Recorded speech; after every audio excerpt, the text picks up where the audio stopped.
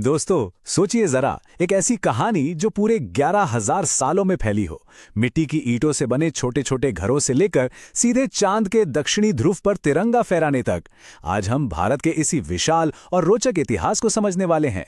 एक ऐसी प्राचीन सभ्यता की कहानी जिसने हर मुश्किल को झेला और आज एक नए आधुनिक रूप में हमारे सामने खड़ी है।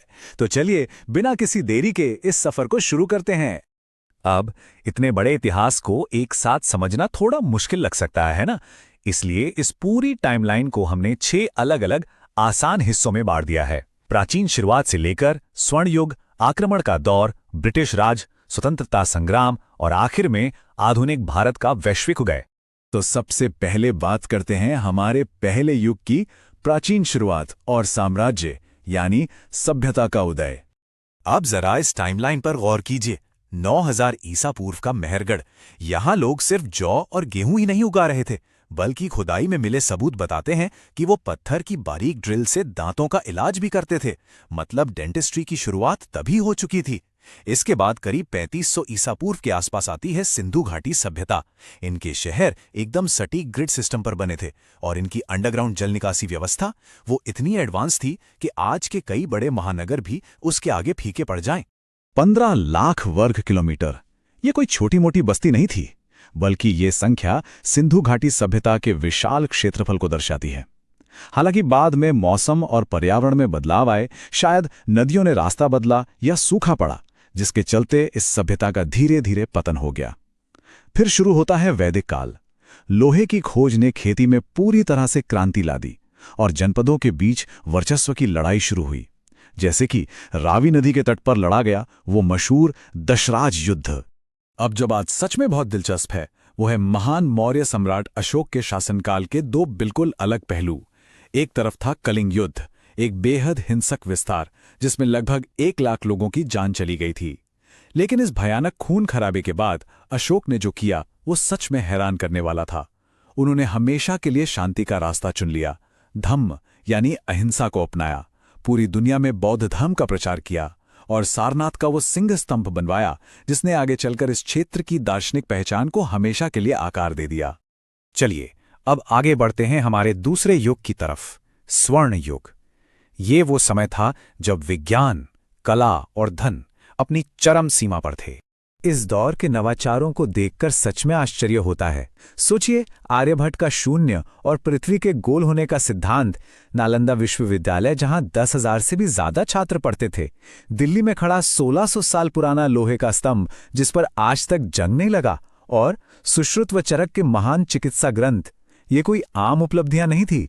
इन्हीं ऐतिहासिक खोजों ने आधुनिक गणित, मेडिकल साइंस और इंजीनियरिंग का एक मजबूत और सटीक आधार तैयार किया था। इसके बाद आता है तीसरा युग, आक्रमण और प्रतिरोध।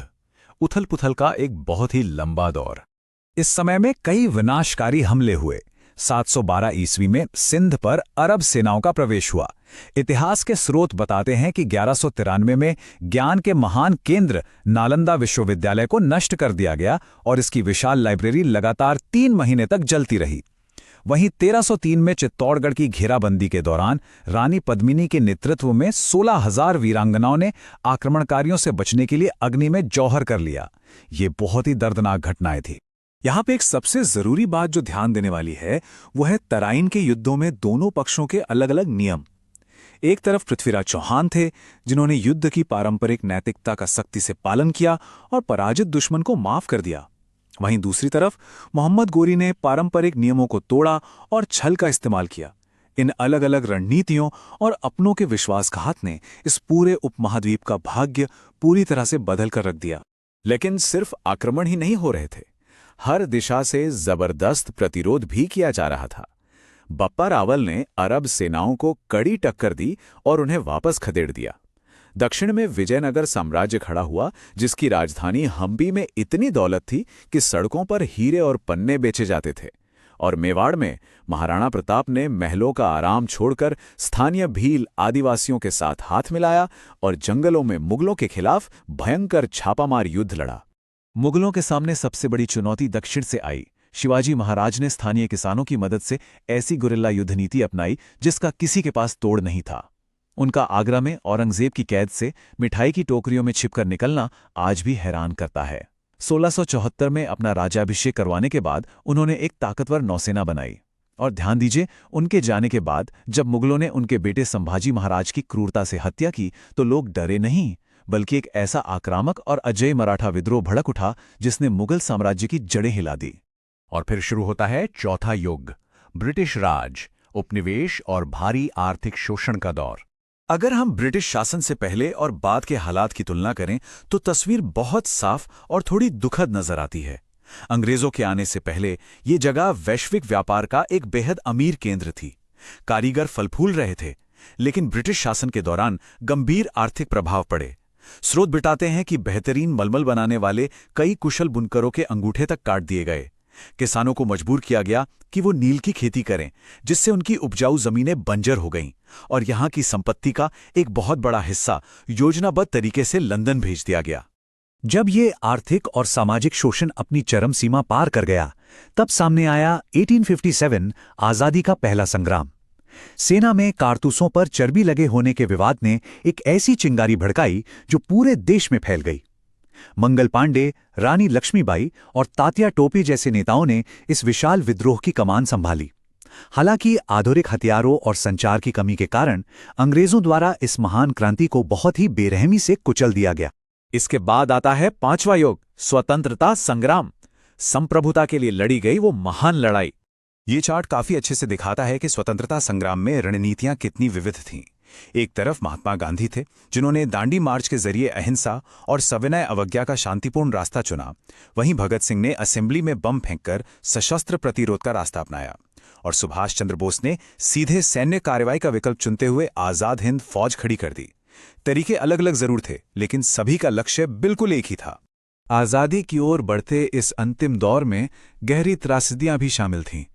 1919 में जलियांवाला बाग का वो भयानक नरसंहार हुआ।